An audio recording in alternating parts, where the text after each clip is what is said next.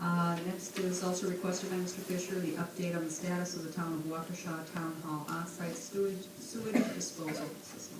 Mr. Fischer? Can maybe just douse the lights a bit. I want to spend just a minute, if we can, put a thing together here to try to get everybody up to speed a little bit. It's this is a real issue at the town. It's not, it's something about which I think there's some misunderstanding, misrepresentations and stuff. So I put together a quick little presentation here to try to put some factual light to the fore and then show you where we're going with it. We did, at a previous meeting, the board did authorize retaining the firm of Brookers and Melky. They are our town engineering firm and have been a number of years to lend some professional assistance to this matter. My previous reporter had been in contact with Chris Janelli. Some of you have come to the meetings when he's present here to take the lead on that, so he and I have discussed it. I want to just try to do a couple of things here to build the foundation of understanding for everyone on the board. That is not our sewage disposal system, obviously. A real quick thing, I had a book up there, but the building, if you look at Cornerstone up front, I think dates to 1958, and perhaps some things were done over the years, but I believe that and I'll share the components of our system, go back to 1958, and that's 54 years ago. Dwight Eisenhower was president. I mean, that thing has largely functioned for all of those years. Here's a thing, interesting thing. This is actually a book that my father had when he was in college, believe it or not, published in 1941, and it shows you how to build such a thing called a leaching cesspool or a dry well. Let's move through this real quickly. Not going to spend a lot of time on it. If you're kind of a history buff, it's kind of a neat type of thing. This is largely going to be unreadable, but they got a column over here about leaching cesspools up here, and they tout all of the benefits of that as opposed to other kind of things.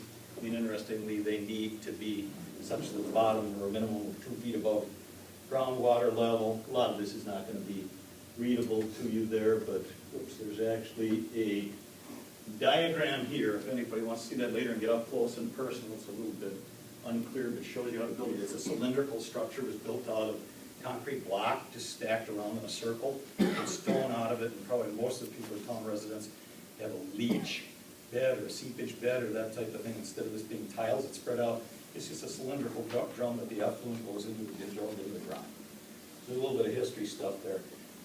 Back it up. This issue has concerns about the performance of that system are nothing new. They've been around the town for 8 or 9 years or more. Here's just a quick little thing. It's actually a photograph that I took back on March 29th of 2011. You might recognize it. It's the back of the complex. In fact, right out the windows here looking towards the Public Works building, we had issues at that point in time. These are actually some people who, believe it or not, entered the septic tank. There's a manhole cover out there, so the tripod thing, you get a helper that you trust in that he's going to winch you back out after he leaves you down there. So they went down in there, and one of the interesting things, this is actually the southwest end of the tank, and that white thing sticking up there is what's called the outlet baffle. It's 4-inch PVC or plastic pipe, and it actually is set up so that it goes out to the cesspool in about this location, and the whole thought is that this is over the water level,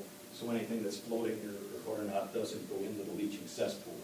What they did at that point in time, a small little thing that if you compare the next picture, they actually put this extension, the brighter part of the pipe on the top of there, so they raised the outlet baffle. More than you might want to know, but this was after the tank was obviously pumped, and that was March of 2011. I've got 5 quick illustrations here to try to explain for everybody on the board here what's going on. And I'll just give you the elements or the components of it real quickly. This is actually, believe it or not, blue on my screen, so we got purple water up here, but this is the building drain. It's a 4-inch cast iron sewer. I mean, it goes out of the basement of the building under the bathroom area there. That's been there since 1958. There is a large, I don't know, some estimates, is it possibly 4,000 gallons or something, everyone might know about that, but a large concrete septic tank under the parking lot here.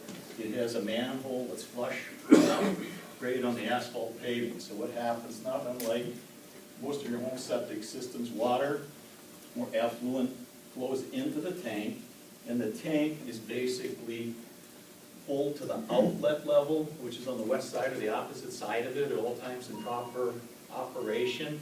This typically is a 2 or 3 inch or 4 inch differential between the inlet and the outlet. So this stands full of water, and then anytime water enters the tank here, you flush a toilet, you drain a sink or whatever, and assuming this doesn't leak, an equivalent amount of water goes out of pipe and goes into this thing we talk about, this dry well, or leaching cesspool is the name of it, if you want to know. This is not to scale, this is probably 30 feet or something, so this is west and south of the tank. So this is just a gravity system. Importantly, this is commonly called a dry well because it's intended to be dry, hence the name. So on the illustration here, in a normal operation, any of the effluent that goes into here is absorbed or dissipated into the earth. It's got stone around it, so it basically soaks into the earth. And again, this is supposed to be built so these are at least 2 feet above groundwater. That's upper right-hand corner, normal operation. What we discovered in late October of this year, shortly before presidential election, is we had sewage back up into the building here, into a lower lying area of the catch basin in the fire department, and a number of us supervisors went out to take a look at it. And what happened is, because this dry well does not quickly, to be sure, dispense or dispose of any of the effluent here, it backs up into the pipe between here, it backs up into the tank, and it backs up into the building drain, backs up into the building, or backs up into the public works building there, because it is not being absorbed quickly enough into the earth area here.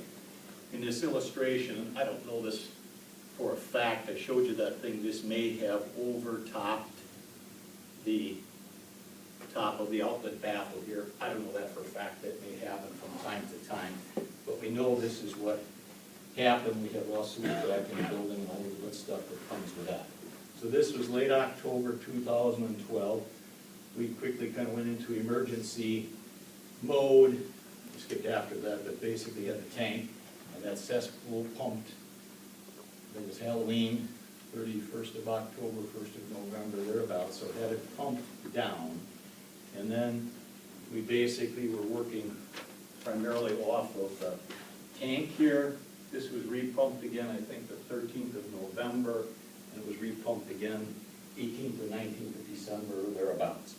So what we did is came in, if you look at the upper right-hand corner there, December 28th, or 26th rather, the day after Christmas, 8 o'clock in the morning, and set up, and with Jerry Noley from the Public Works Department and Chief Buchel arranged to come over here so we could set up a test for this. Now at that point in time, the level in the septic tank was quite low because it had been pumped the week before, and then we had a long Christmas weekend, so any of the sewage and everything still can flow into here, but we're working on the volume of the tank, and this was empty or close there too. There might have been a little bit of residual effluent in the bottom here. So that was early in the morning, and Chief Buchholz took one of the fire department tankers, and we pumped water, took the cap off of here, let water drain into the cesspool,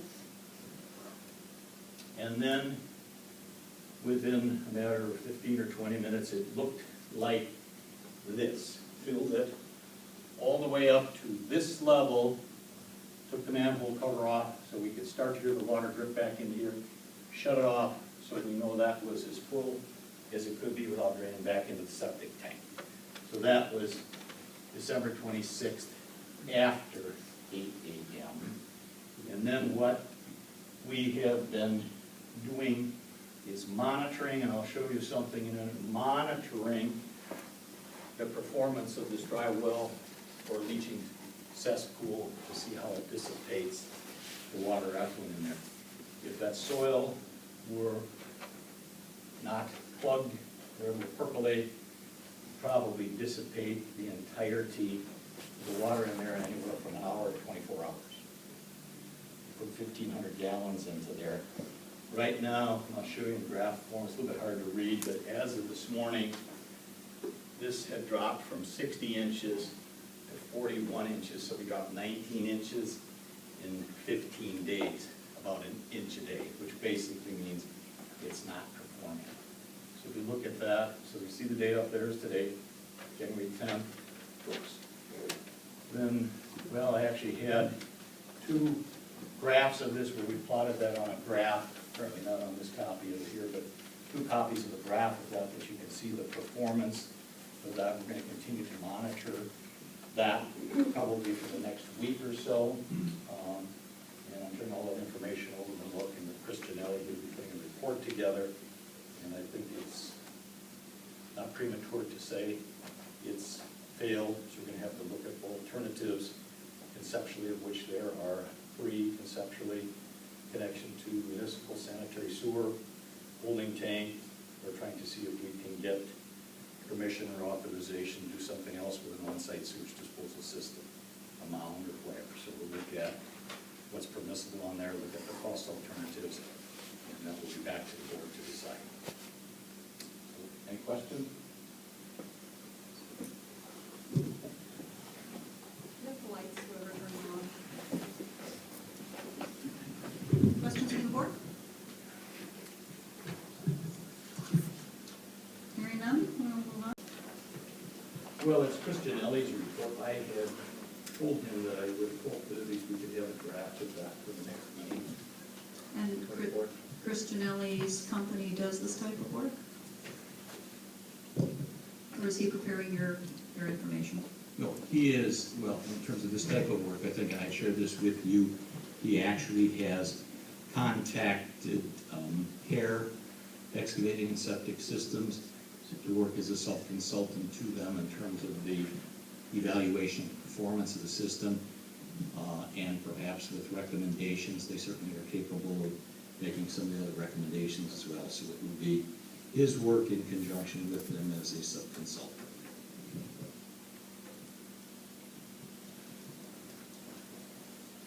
Do you have an anticipated budget?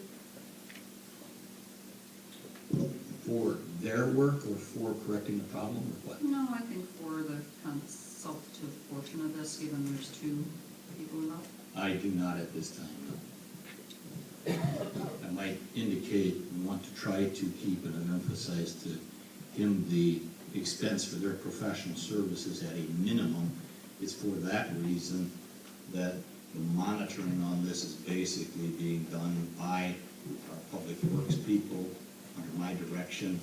I will even offer him the graphs of those and so forth if he wants to incorporate them into the report or whatever he wants to do with them, trying to minimize the amount of time and expense that they need to put into it. I frankly think the analysis in terms of the performance of it based on the monitoring that's been done in the last 15 days, for all intents and purposes, is over. The conclusion is obvious, and I don't see expending a lot of additional time or expense on the analytical part of it.